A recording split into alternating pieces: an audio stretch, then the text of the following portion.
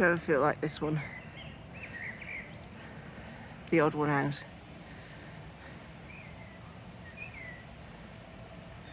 In whatever environment you're in. You know what? Hopefully it comes across on this clip, but as I'm standing here, all I can see is the odd one out stands out. The odd one out stands out as being different to all the others. Which is amazing, isn't it? Sometimes we spend far too long trying to blend in, trying to be like the others just to fit in. Where actually, we need to stand out. We need to stand out and be different. Allow ourselves to look different and be different and behave differently.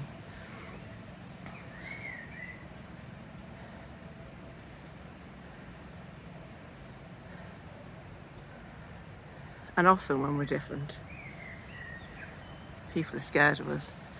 There may be jealousy, maybe fear, and they try and get at us in whichever way that they can. Often this is control techniques and seeking power through whatever they do. Just because you are different, and they try to take away the power and the good energy that you have. I'm in that situation at the moment. My dad and now my brother use the car as a control technique, and it seems whenever anything goes wrong with it, there must be something that I've done. My dad drives, he's an elderly driver, but apparently it's always me. It's interesting, isn't it, how the blame is always shifted. My dad does have narcissistic traits, and my brother is most definitely a flying monkey, and I am the scapegoat. It's really interesting how that happens, and they try to use that. They can't get at me with anything else. Snide remarks about something, trying to put me down, trying to get little reactions from me. I don't give them that satisfaction. So they go, when they're in their bad moments, I'd say, when they're feeling a bit down, they go in for the kill and they turn it around on me. They can't obviously deal with their feelings. And I was ill over the weekend. I was in bed and they still held in their desperate need to have a go at me, which I think started Thursday or Friday. It finally came out yesterday.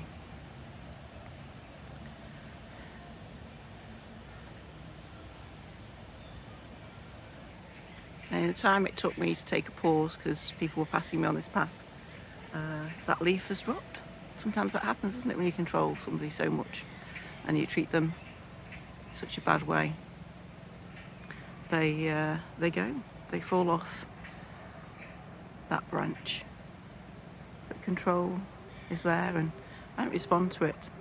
And I was told yesterday I couldn't ask for any other information about the car from a mechanic.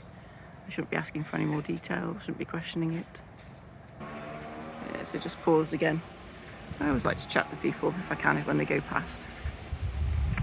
But yeah, so the control yesterday, I asked for more details about the car because apparently I'd caused this particular thing that had happened.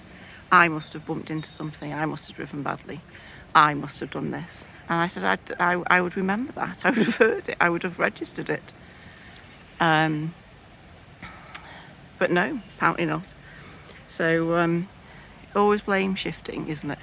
Always blame shifting. And once they start doing that, you know that they're the guilty ones. And when you say, I always go for questions, because the truth doesn't mind being questioned, but a lie does not like the challenge.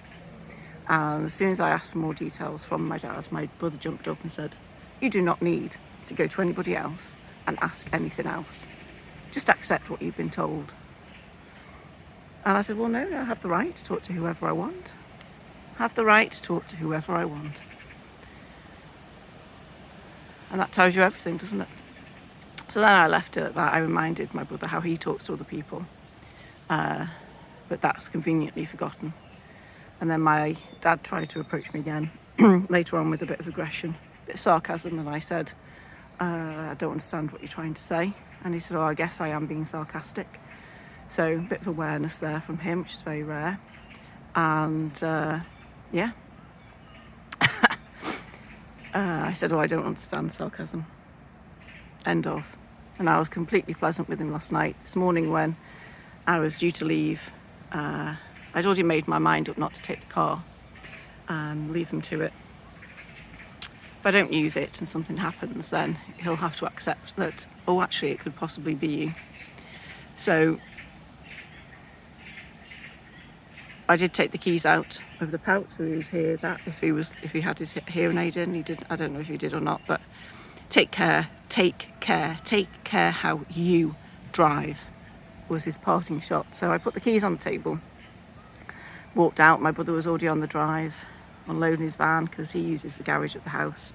Anything could fall out of his van and cause a puncture in the car, but that's not acknowledged and not wanted, because I did raise that. If it's a nail, it could have been on the drive. And I said good morning to him, and as I left, I had a smile on my face, walking down the road thinking, the car is on the drive, all over to you guys, I've not taken it. So watch out for control, just like these leaves that were different at the start. As I say, they drop off, don't they? They leave, they fall, they let go, and they've had enough. And they leave the others, just that gap in between those two. I would quite happily, if the circumstances allowed me, I'd quite happily go, I think.